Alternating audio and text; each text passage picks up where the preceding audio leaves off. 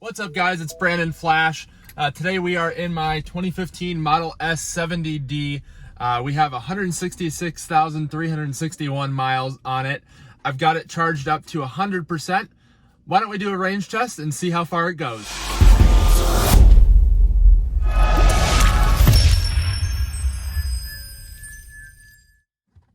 Just want to take a moment, let you guys know about my Patreon, patreon.com/BrandonFlash. Spelled like my channel name. It really helps out the channel, allows me to make videos like this as well as my road trip videos, so that helps out a lot. Thank you guys if you're supporting me there. Also want to let you know I do have a similar video that I did about 20,000 miles ago at 146,000. Same range test, we're going to end up at the same charger, so that's a good basis for comparison. I don't think we're going to have too different of results, but I think it's worth doing this just to see how things go. And let's get to it.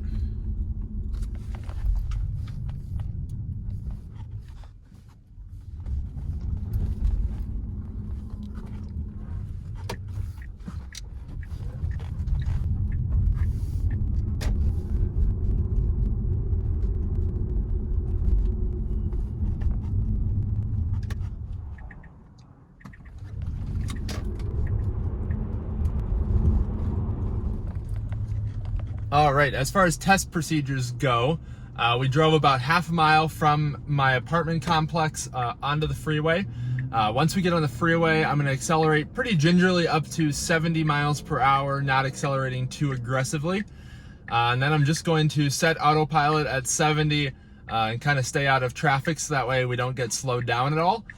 This is not a scientific test by any means. However, I'm going to try and keep controls under control as much as I can. We're going to kind of do a loop around the Phoenix Metro. That way any elevation or wind is kind of counteracted by going the opposite direction.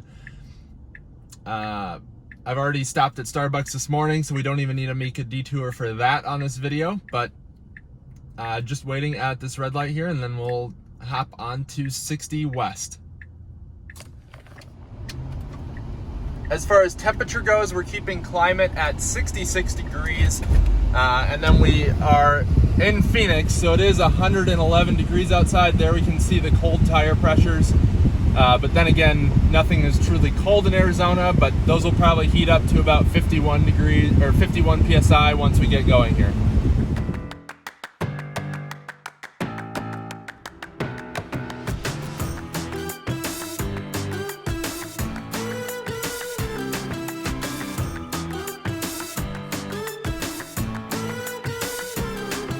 Hit a little bit of traffic here on 10, kind of coming through Phoenix area, but looks like it shouldn't last too long and it shouldn't affect the results a whole lot.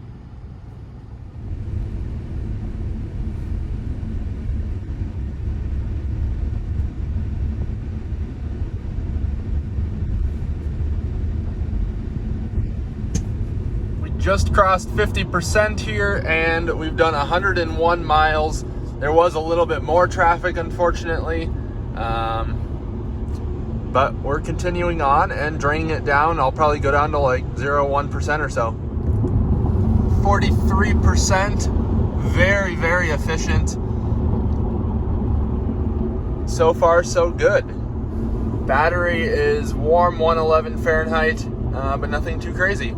35% update here. We've gone 133 miles, 37.2 kilowatt hour, and averaging better than rated efficiency at 280 watt hours per mile. 25% update.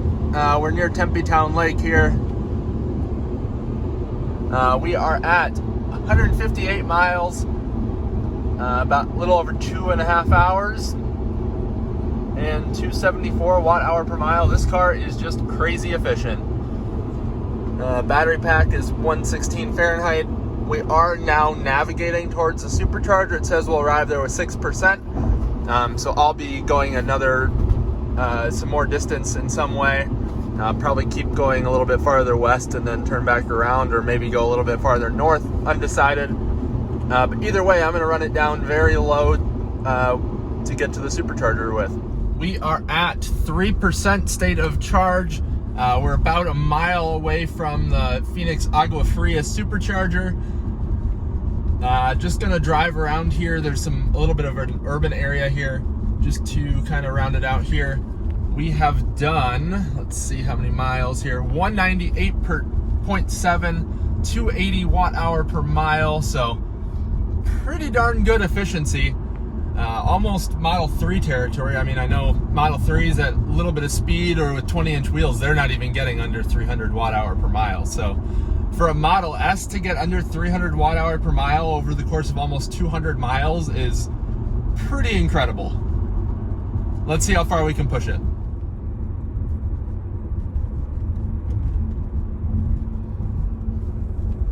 So obviously we can't really go 70 miles an hour on side streets, but we're going 40 and it's projecting 1% arrival. Pack voltage is about 260. We're pushing it a little bit. We are at 1%. We're half a mile away. Will we make it? There are the Superchargers. There's Target there too. I'm just gonna drive around the parking lot a little bit until we hit 0%. 201 miles here in the parking lot. Just got to 0%. Pack voltage is about 250. The Superchargers are right there. There's PetSmart. Let's go get plugged in so that we don't end up with a completely dead car. There we go. There's a Supercharger. Look at that Model 3 red. It is really nice with the new performance wheels.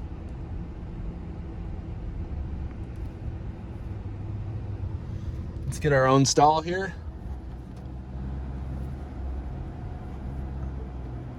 And just like that, we've arrived. There's our final tire pressures. 201.9, almost 3.5 hours, and we beat rated efficiency over the course of over 200 miles. And I let the battery voltage drop down quite a bit. We're at 238 volt. We are getting the shutdown warnings. Let's get plugged in here before we cause actual issues. So what it's probably going to do here is it's actually only going to charge at 1 kilowatt until it gets the pack voltage over 250 volts. That's kind of a safeguard. So there we go, the heating and AC limited. Contactors clicked, and there we go. There's the 1 kilowatt. As I mentioned, and that's totally normal at this very low state of charge. So it is putting some voltage into the pack. It's up to 240 volts and it's putting about 4 amps.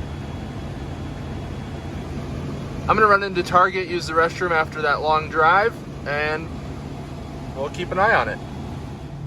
With it being quite warm here in Phoenix, what can happen on V2 supercharging cables is that the handle on the charger itself, so when I'm referring to the handle, I'm talking about this component right here. There's actually a temperature sensor inside this handle. The same thing applies to CCS as well as CHAdeMO connectors.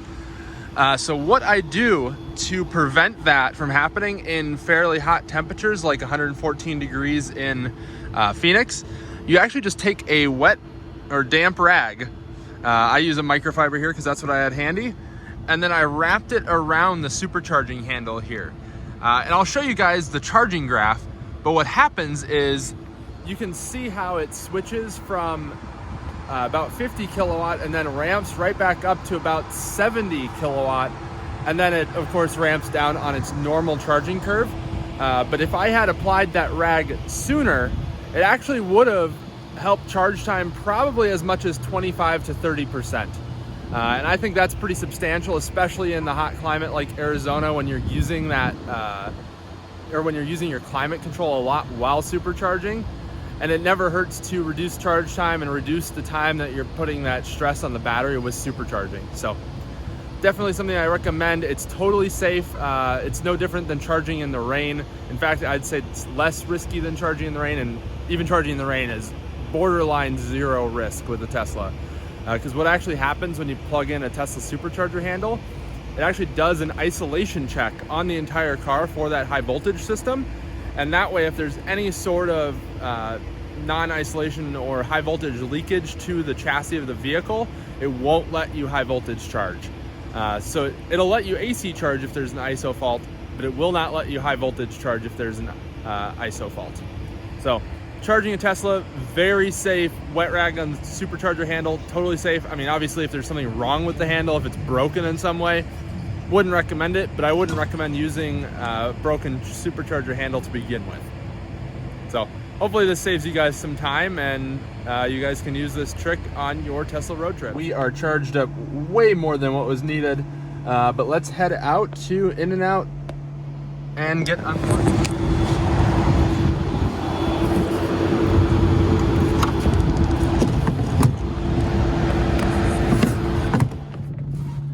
Thank you guys for watching. Hopefully you guys enjoyed this range test.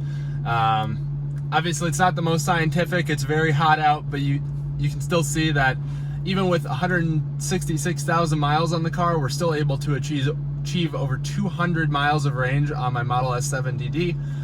For reference, this car was originally rated for 240 miles, so a fair bit more than we got. However, EPA ratings are based on very ideal circumstances, and in my opinion are not at all an indicator of real world range.